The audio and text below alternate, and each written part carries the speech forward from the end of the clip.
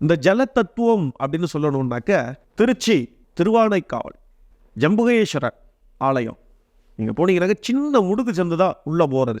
எங்கேருந்து தண்ணி வருதுன்னு இதுவரைக்கும் யாராலையும் கண்டுபிடிக்க முடியல. அங்கே போய் தரிசனம் பண்ணுறவாளுக்கு நீர் சம்பந்தப்பட்ட பிரச்சனைகள், கிட்னியில் பாதிப்பு, கிட்னி பிரச்சனைகள் நிறைய இன்றைக்கி வராததே கிடையாது. இன்றைக்கி நிறைய பேர் சாதாரணமாக பைப்பில் அடித்து தண்ணி குடித்தது போக இன்றைக்கி கேன் வாட்டர் குடிக்கிறவன் தான் அதிகமாக இருக்கும், பாட்டிலில் தண்ணி குடிக்கிறவன் தான் அதிகமாக இருக்கும். அப்போது அந்த ஜலத்தினால் வரக்கூடியது, நீரினால் ஏற்படக்கூடிய நோய்கள், அதிலிருந்து விடுபாடு கிடைக்கும் ஜம்புகேஸ்வரர். அது மட்டும் அல்ல, ஒரு மனிதனினுடைய பிராணசக்தி அப்படின்னு சொல்லக்கூடியதை சரியான விகிதாச்சாரத்தில் வாதம், பித்தம், கபம் அப்படின்னு சொல்லக்கூடிய மிக முக்கியமான இந்த 3 விஷயங்களை சமநிலைப்படுத்தக்கூடிய இடத்தில் இருக்கக்கூடியதுதான் ஜலம் அப்படின்னு சொல்லக்கூடிய ஜல தத்துவம். இந்த நீர் ஆதாரம் இல்லாமல் ஒரு மனிதனினுடைய சரீரம் இயங்காது.